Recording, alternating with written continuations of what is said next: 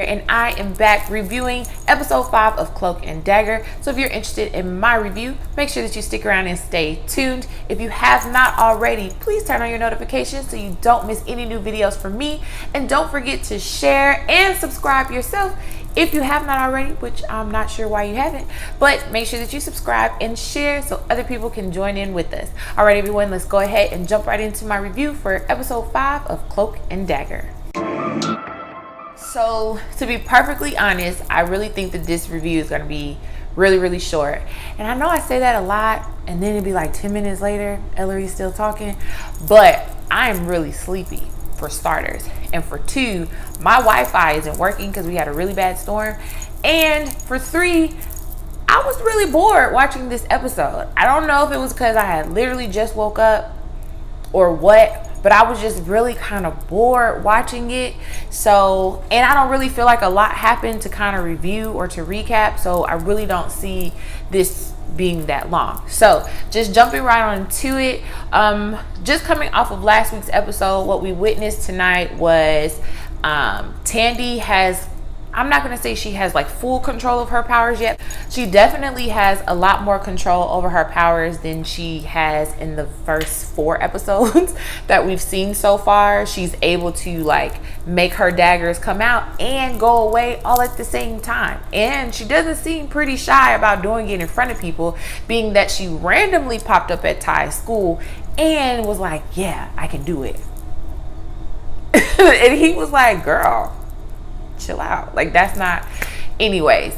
But yeah, so she has a pretty good control over her powers. She's continuing the investigation of Roxanne, doing a lot of digging with all the information that her mother's boyfriend, who was killed in last week's episode, had already dug up. So now she's just kind of putting a lot of pieces together. And then she goes to this like really shady firm. I don't know if it was like slick prostitution when you really stop and think about it. Anyways, not the point. But she goes there and she ends up going to a party that was for or put on by Roxanne. So that's what Tandy was doing, and Ty was preparing for the state championship game. Now we all know, I believe it was in episode 2, that he got jumped by some teammates. So I'm still trying to figure out why he's still on the team.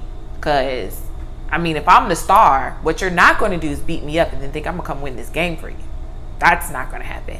And he's the only brother on the team. So that's, I'm just saying. But so the whole point of what he has going on is preparing for the state championship. But what I really did appreciate so much in this episode is that Ty was smiling. Like, I was like, oh my gosh, you can be happy.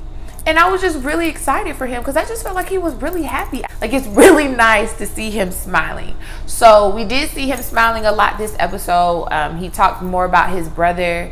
And then he also goes and visits Detective O'Reilly, which we saw at the end of last week's episode. And he actually sits down and has a conversation with her and kind of keys her in on some information that he knows. Now, y'all know I feel like Detective O'Reilly is shady. Something about her just doesn't seem right. Like, and I know it looks like she's going after Scarface, but I just feel like there's so much more to her story or whatever. We see her doing a line of coke in this episode. Like, this episode was, I don't know. I was just bored. I was bored, and a lot happened in the episode. Like, there was a line of coke. She was having sex in the back of her car, in the back of the squad car. Ty's girlfriend somehow got into his house through the window, which that in itself is a little, you know, you might need to watch out for her. This episode didn't really have like a, I don't know, like a big thing, except for Tandy figured out who I guess you can say is the top dog over at Roxanne, and after touching everybody in the party, she knows that nobody likes him. I mean, like, they had him serving them. They had him tied up to a wall. There was one guy trying to get some fellatio. Like, it was a lot happening with that guy. His name is Peter, but he's obviously like the top dog or whatever over at Roxanne. She also thinks that a way of getting control of your powers is kind of like doing something risky. So Ty actually like appears to her at this party from the locker room, and she pushes him over the rail to get him back to the game. End of this episode, his friend is his brother's friend is working with the cop that killed his brother, and he knows that cop killed his brother. So he found out about it because he like teleports or transports, whatever he does, whatever, I don't know. He ends up there and he hears the conversation. So it's like I'm just kind of ready. I'm ready for Ty to get a control on it. I'm ready for somebody to notice that he's there and then he's not, but nobody seems to see that happening. Whatever. I'm just ready for something else besides this buildup of whatever it is. We know that there's some shady cops going on. We know there's some cover up going on. We know there was something that happened with Roxanne. I'm ready for the connection with like the family and stuff, because again in this episode his mom mentions how Roxanne is like her biggest company or something like that. So I'm ready for a connection with that. Just moving really, really slow for me. And then like this episode with all the extra stuff, like the drugs and the sex and everything, I'm just like, okay, like I don't know. I'm just kind of ready for it to hurry up and get there. So for me, that's just kind of how I felt about tonight's episode. Like it was just, I mean, it was still good. I think the writing is still good. I mean, I think, I still like the show. I'm not like, oh, I'm ready to give it up or anything like that. But I am ready for something to happen, like something big to happen. Like I'm ready for their powers to come to use. I'm ready for them to tell somebody that they have powers. Like I'm ready for something else. But from this episode, like I said, I like the fact that Ty was smiling. Tandy seems to be still doing the same thing that she's been doing.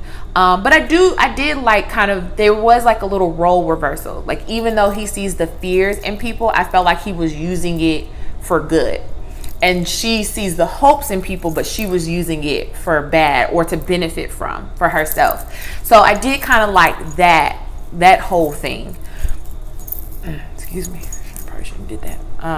So I did kind of like that. I like how they played that. And then at the end, they both kind of saw something different, but I don't know. Overall, I'm just ready for something else. So, yeah. That's how I felt about episode 5. I'm ready for 6, 7, 8, 9, 10, 11, 12. And I'm hoping that they're going to stop at probably 13 episodes. So we're halfway there at this point. And, yeah. I don't know. I guess we're just going to have to wait and see what happens and keep going through the season. Let me know what you guys think about episode 5. Did you feel the same way I did, or did you love it? Are you guys still sticking it out and watching the show? Leave me some comments below and let's talk about it. Make sure that you guys stick around and stick with me. I will be back recapping every episode of this season. And yeah, give me a thumbs up and a thumbs down. Either way, I know that you're watching and I love you for doing so. So until next time.